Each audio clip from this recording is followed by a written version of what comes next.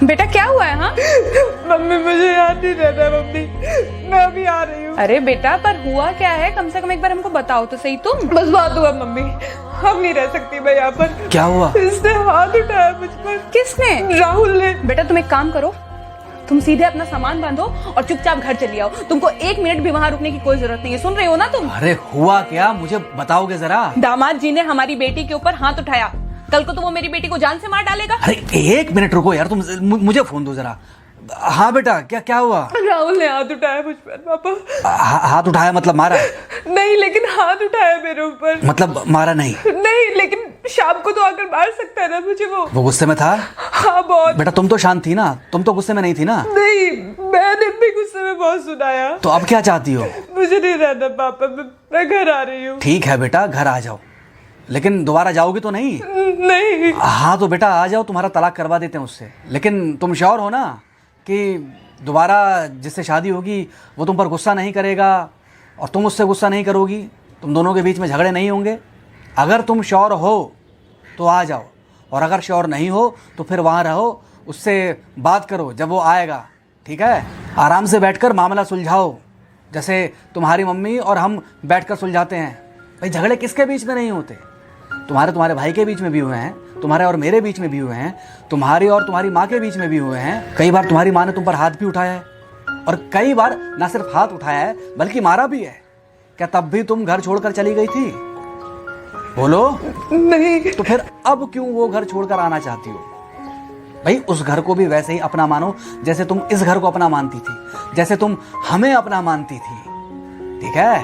शाम को जब वो आएगा तो उससे प्यार से बात करना, जैसे हमसे करती थी लड़ने के बाद, ठीक है? क्या हुआ? फोन काट दिया लगता है। हाँ तो ऐसे कौन बोलता है अपनी बेटी को? अरे भाई आज हम जिंदा हैं तो वो लड़के आ जाएगी यहाँ, कल जब हम जिंदा नहीं रहेंगे तो फिर कहाँ जाएगी? मैं नहीं चाहता कि ऐसे ही वो अपने हालातों से भागती रहे।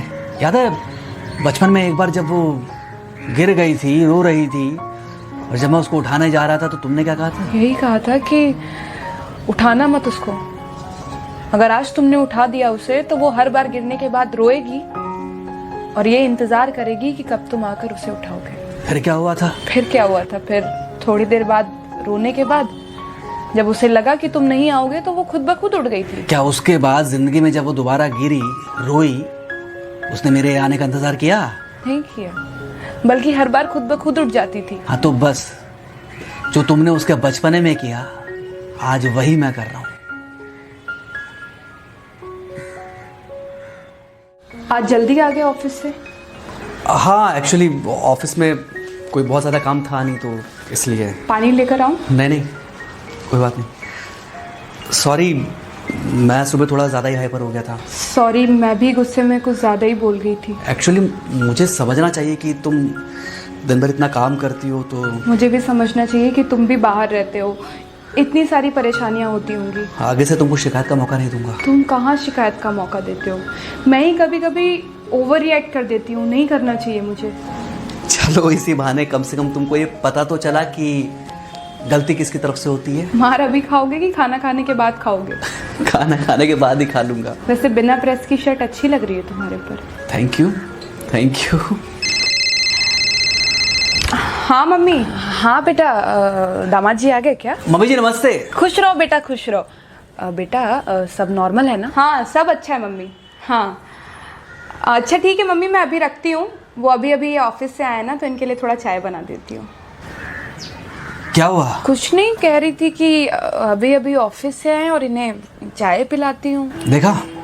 देखा जरा से गुस्से में अगर पानी ना डाला जाए तो घर बर्बाद होते देर नहीं लगती। अरे पति पत्नी के बीच में तो वैसे भी नहीं पड़ना चाहिए, जहां आप बीच में पड़े बस वहीं से दूरियां बढ़ी। अरे आजकल के जो माँ बाप है ना, इनका बड़ा योगदान रहता है बच्चों के तलाक में। पति पत्नी है, लड़ेंगे नहीं तो समझेंगे नहीं, समझेंगे नहीं तो ये नहीं समझेंगे कि जिंदगी में एडजस्ट करना कितना जरूरी होता है, घर के अंदर भी और घर के बाहर भी।